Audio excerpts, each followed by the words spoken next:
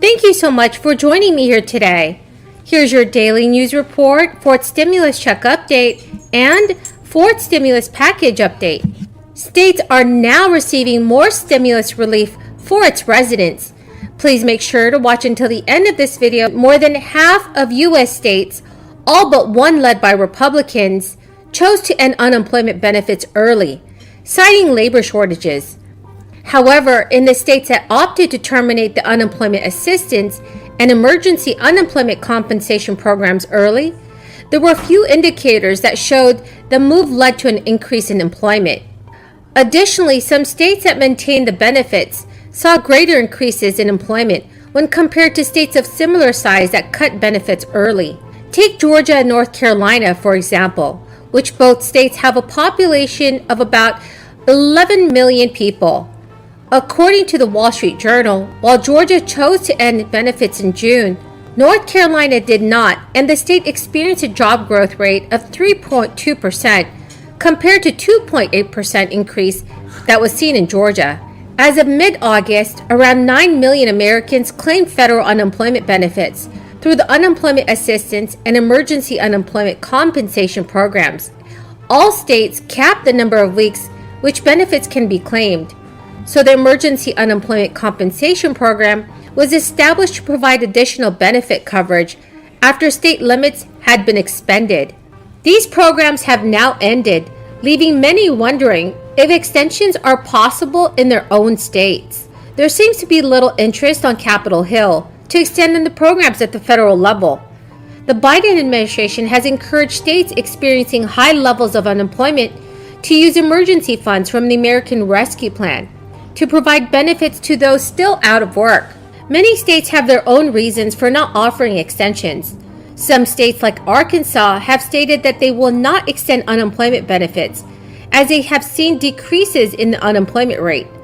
Sitting at 4.5%, the state of Arkansas would be remiss in recognizing that while lower than the national average, the rate is still a full percentage point higher than the figure recorded in August 2019. You've heard me say it 100 times.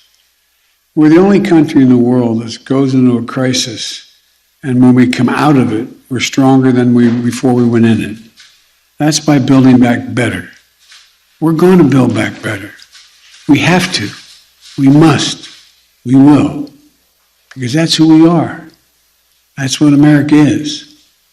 On Labor Day, we honor the dignity of the American worker.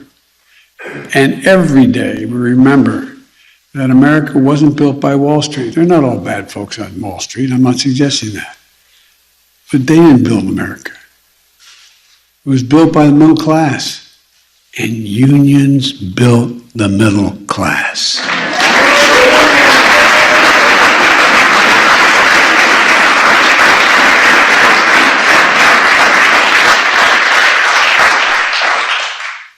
You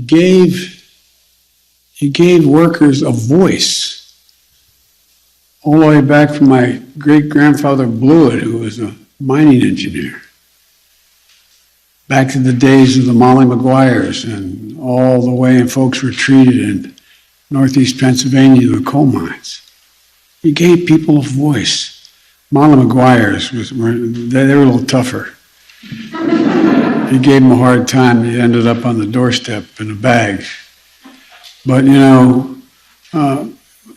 think about it. What are the basic things? My dad used to say, we just ought to give people ability to just be able to take a deep breath, have a little bit of breathing room. And what are those things? Well, healthcare, a pension, God willing, higher wages and a safer workplace, and protections against discrimination and harassment. That's not asking too much. We've fundamentally transformed how we live and how we work in this country. The reason we have is because of the victories won by labor. In the state of Oregon, representatives from the Oregon Employment Department told CNBC News that they would be unable to provide an extension, as the funds from the American Rescue Plan have already been earmarked for other priorities. The United States economy is built upon high levels of consumer spending, When people spend money, the economy does well. When spending slows down, the economy slows right there with it. President Biden is asking Congress for billions in additional funding to help with natural disasters. The White House wants $24 billion in additional funding to help recover efforts for the California wildfires and several hurricanes, including Hurricane Ida. The Biden administration officials are also asking for nearly $6.5 billion to help resettle the vulnerable in the United States. Senate Majority Leader Chuck Schumer called the request for disaster relief necessary to help communities recover quickly from the destruction caused by hurricanes, wildfires, and flooding.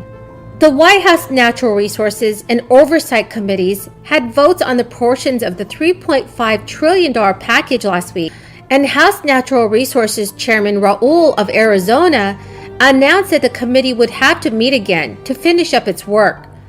A number of House committees are meeting in the days ahead to advance their individual pieces of the bill, including the much anticipated Ways and Means Committee, which is responsible for tax policy and energy and commerce, which oversees climate change and healthcare. On top of that, Congress is facing a number of other deadlines that threaten to overwhelm the congressional calendar. A government funding deadline looms at the end of the month, and there is also an unresolved debt ceiling fight waiting in the wings. Without a bill to raise the debt ceiling, the United States is at great risk of potential catastrophic debt default. And without a bill to keep the government open by month's end, federal agencies would shut down on October 1st, 2021. Nancy Pelosi, leaving the House floor, would not say how the Democrats would address the debt ceiling height and whether they would try to attach it to a must-pass bill to fund the government past September 30th. It is widely expected that Democrats will attach a debt ceiling height to the government funding bill, daring Republicans to vote against it. So everyone, what are your thoughts about all of this? Please leave them in the comment section below. Nancy Pelosi would not say if Democrats would try to pass a debt ceiling hike through the budget reconciliation. The budget reconciliation process would allow them to do it along straight party lines without any GOP votes.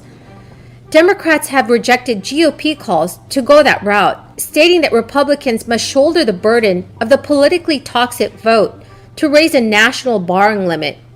Thank you so much, everyone. House Speaker Pelosi said that the short-term funding requests would help address urgent needs, but also provide Congress additional time to pass a full year of funding bills.